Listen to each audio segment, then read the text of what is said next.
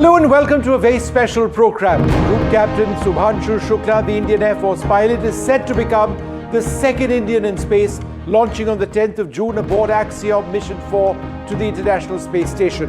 He'll conduct experiments on superfood growth and skeletal muscle function during his 14-day mission, advancing India's space ambitions.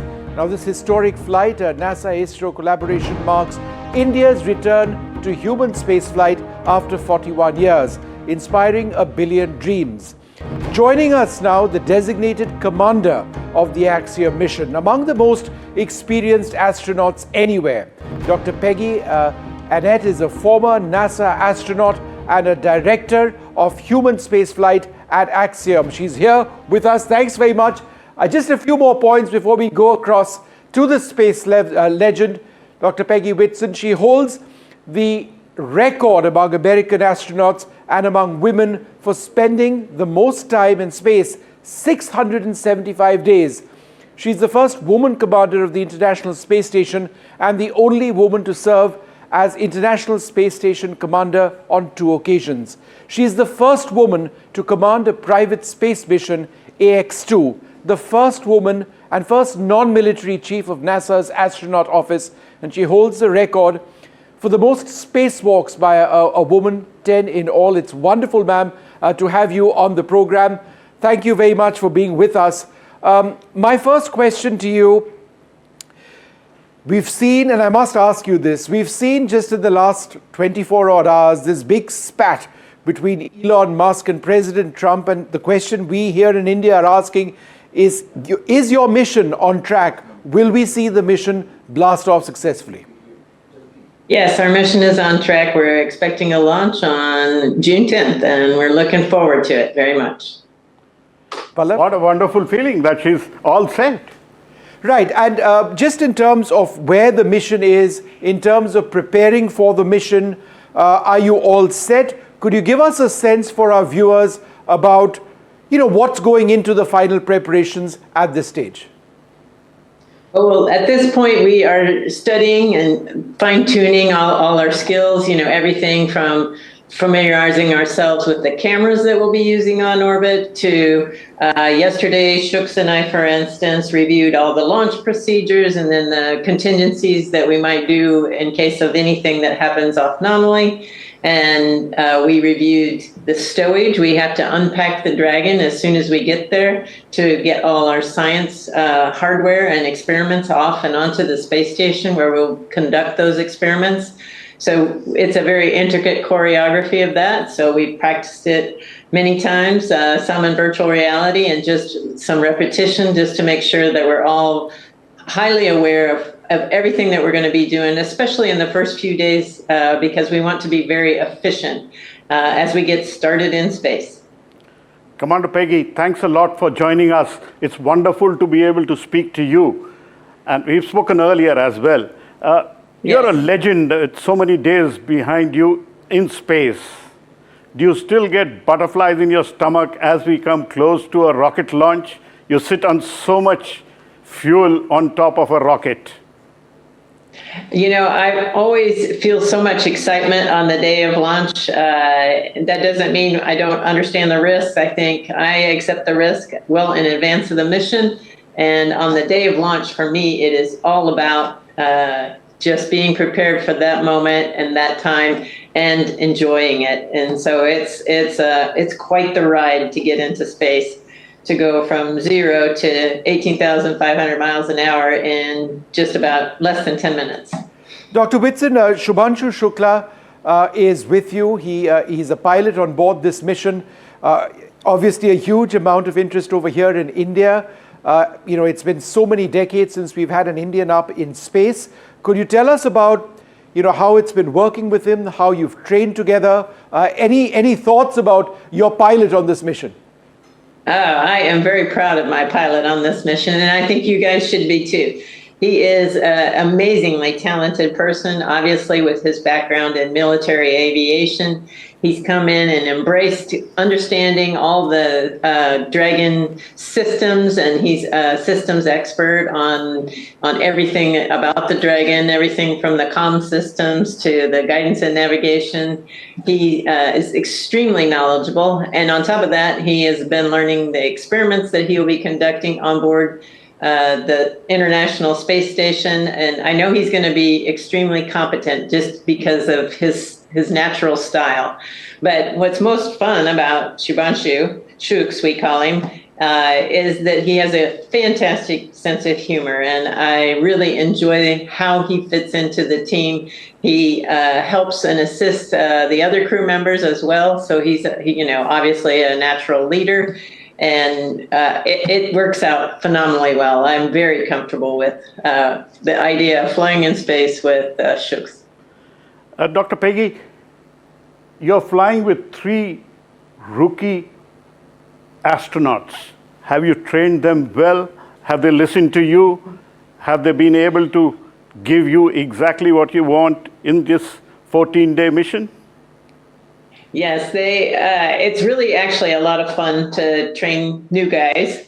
I find it an honor to be able to share my stories, share my experience, and help them be successful in this mission. Each one of them has very different objectives, but the fun part of flying with 3 rookies is I get to experience that first time all over again with the crew. What about the spaceship itself? It's highly automated, perhaps more automated than we've seen any sort of capsule in the past. Could you give us, an idea of what really happens in the days and hours ahead of you, sort of meeting with the space station?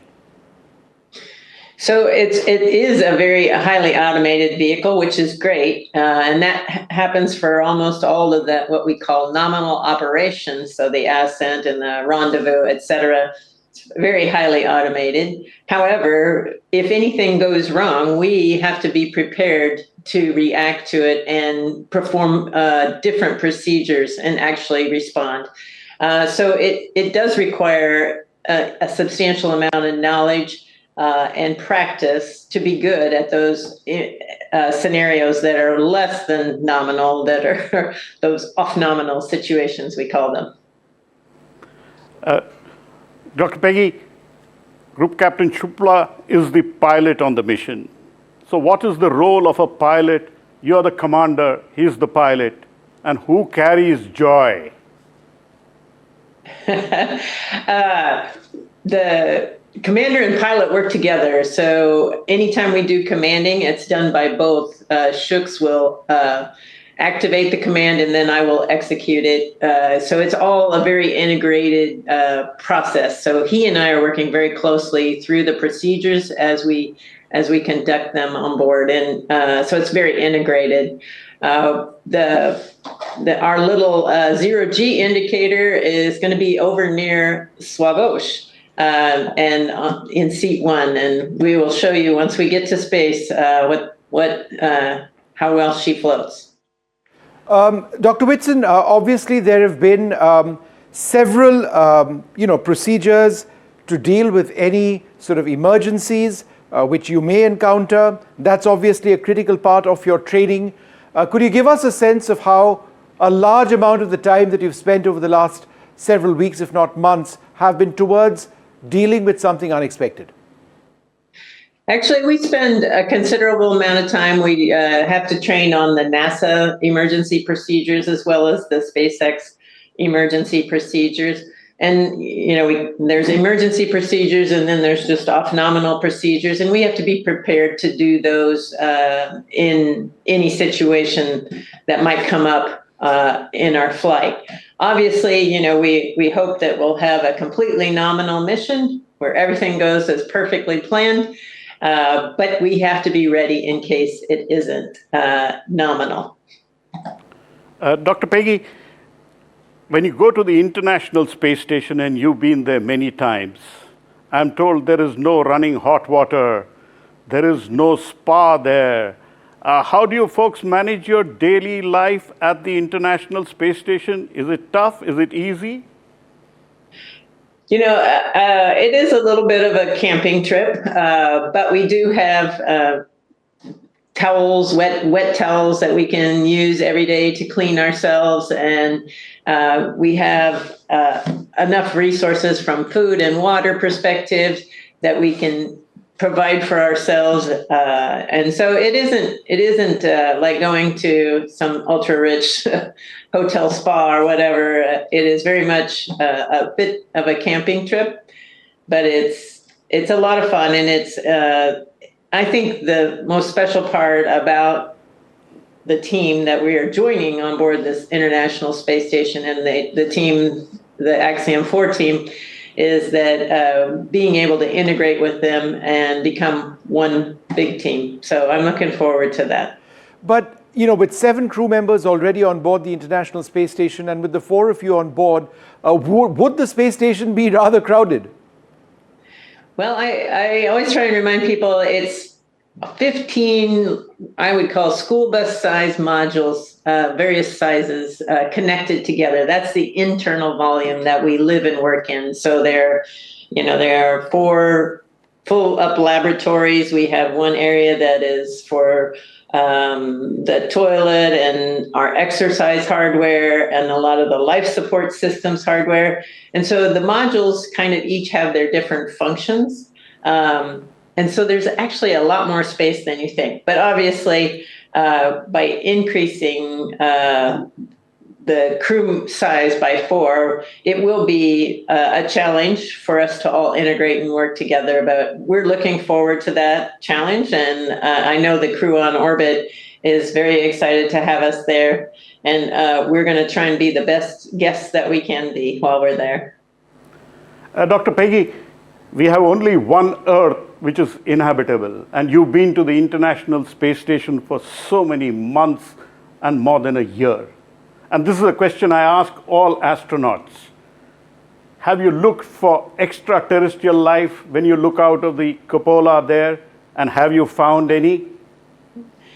Well, I haven't seen any with my own eyes, but what I have seen is just billions and billions of stars. And this is just our little galaxy, and there's billions and billions of galaxies. And I know there has to be other life out there because it is so expansive. And so I'm sure it exists, may not look like us, sound like us, but I'm sure there is life out there. And I think that's part of the fun of the idea of exploration, that continuing to learn, continuing to develop those technologies that will take us further and further so that we can find out about life out there and help ourselves here on the planet Earth by doing so. Dr. Whitson, we've spoken a great deal about Group Captain Shubhanshu Shukla, but why don't you tell us a little bit about your other crew members? Because as I understand it, they're all getting into space for the first time as well. And it's obviously your job to ensure that the team gels. People from different parts of the world, tell us how it's all worked out.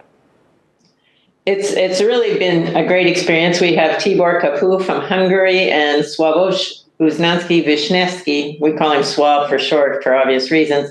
And then, of course, Shuks as well. So we have these 3 rookies, and I love building teams. That's one of my personal objectives and what excites me about continuing to go into space is being able to take a group of people with different objectives and pull them together into a team. And I really feel that I've done a good job, not just to pat myself on the back, but this crew is very cohesive. They bonded. There is a whole lot of laughter among the guys, and it just makes my heart sing.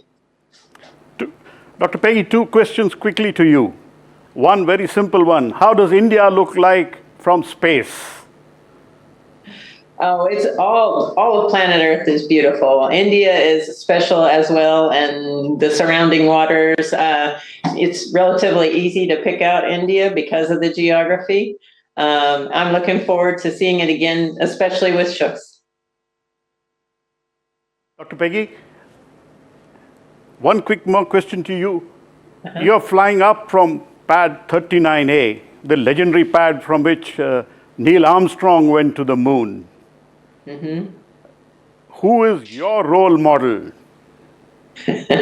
Actually, it's funny you asked. Neil Armstrong and Buzz Aldrin were the first men that walked on the moon, and it was when I was 9 years old. And that was my inspiration for wanting to become an astronaut. So I think it's very fitting that we are flying from 39A. My first shuttle flight was also from 39A, so I'm very attached to the launch pad. Dr. Whitson, associated with space flight is, the way it's changed. The entire business of space flight has changed. NASA was dominant. It still perhaps is, but then there's private space flight as well. And you've seen all of that. You've seen NASA in its, and you've seen private space flight. There's so much of a buzz on Elon Musk. There are others as well. How do you see this entire functioning of legacy organizations like NASA and private players? How do you see them working together? Well, I think that's the great part of being in the space programs right now. There's so many opportunities in so many areas. Space is really changing. It isn't just government-led agencies. And I think the future includes international collaboration. As we've seen, it's worked very well on the International Space Station, but we've got to expand even beyond that to include new partnerships with commercial agencies, which is what we are seeing. And I think that is going to really expand exponentially how fast we continue to explore space. And I'm really looking forward to being a part of it. That's what drew me to Axiom Space, was the idea of actually using a space station for manufacturing actual products that could be beneficial on Earth. I know you might have heard about one of our experiments on board the space station, where I'm most looking forward to is testing a drug that fights breast cancer and see if we can stop the replication of the cancer cells. And I'm very excited to see the outcome of that research. A quick message that I must ask you. There are so many people, young Indians over here where we are reporting from, where we are interviewing you from, who are looking at this interview, deeply enthused, for example, about the Indian Space Research Organization and our own program, but certainly about your mission as well. What is your message to young minds who may be watching this and wondering, is there a real future for me in space, whether it's research, studying, science, or perhaps being part of missions like what you're part of? What's your message to young minds watching this program? Oh, I absolutely believe there's a future in space in India and around the world. I think it's really important for our young people to really strive, reach beyond what they think is even possible, because in 10 years or so, it's going to be dramatically different. So they really need to set their bar high and really strive to attain those goals, because there is going to be so many opportunities in space and technology development. And I really, really would encourage all of them to go out there and help us explore. Dr. Peggy, in our Prime Minister Narendra Modi, we have a person who's very fond of space. Do you have a message for India's Prime Minister, who has actually set a goal till 2047 when India wants to land an Indian on the moon? And with Group Captain Shubhanshu Shukla, you are laying the first steps for India's Gaganyaan. Well, I really do believe we are helping India's space program by having somebody like Shubhanshu get this experience. I think it will be something that he can tie in and build into the future. I think for the Prime Minister, it's important to really get the word out about this mission and the future of the Indian space program. I think it's important for him to encourage industry and technology as a result of this, to try and expand even more on the capabilities, because as I said before, I believe that the integration of commercial and government space is going to be where the future leads us. Dr. Whitson, one of the most fascinating aspects about the Indian space program is the model that they use of frugality. For example, our Mangalyaan program, which was an orbiter of Mars, where we had to slingshot that orbiter, which ended up taking incredible images of Mars. That entire mission cost less than a Hollywood production. I mean, space is incredibly expensive if you really want to go to deep space. But is there something to be said about frugal models of engineering which work? There's nothing wrong with being frugal about how you get into space. And I think that innovation, that collaboration between government and commercial entities can drive that kind of innovation and drive prices down. It is expensive, but if we don't keep pushing the commercial side to drive the prices down, it's going to stay expensive. So I look forward to expanding that technology beyond where it is now for industry, and having everyone pursue those objectives and goals. Dr. Whitson, we're talking about the International Space Station, but there is a lot of talk about a base on the moon, and then Elon Musk, for example, is incredibly excited about getting to Mars. So I'm going to ask you to crystal gaze. Give us a sense of what human space flight is going to look like, let's say, 10 years from now.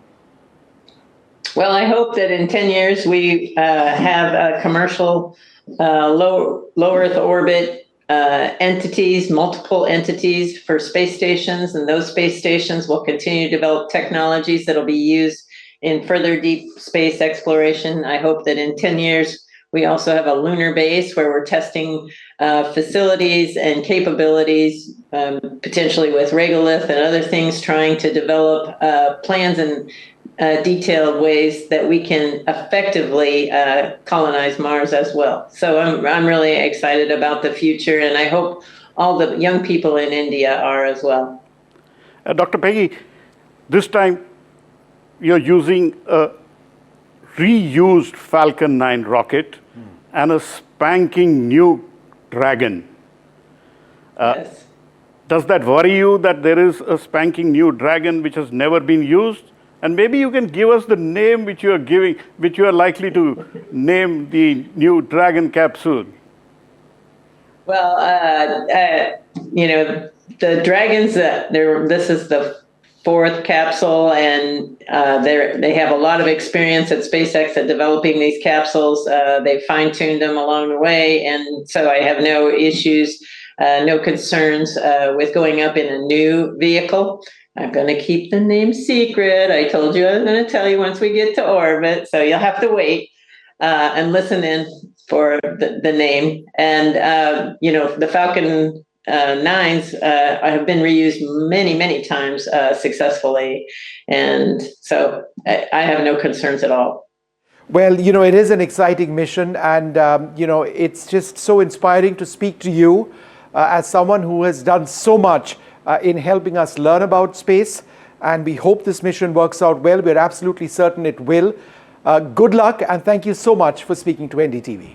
Thanks a lot. Oh, thank you so much for the chance to talk about Shubhanshu and the Axiom-4 mission, plus your future explorers that you're inspiring right now. Thank you very much, ma'am. Thank you. Thank you.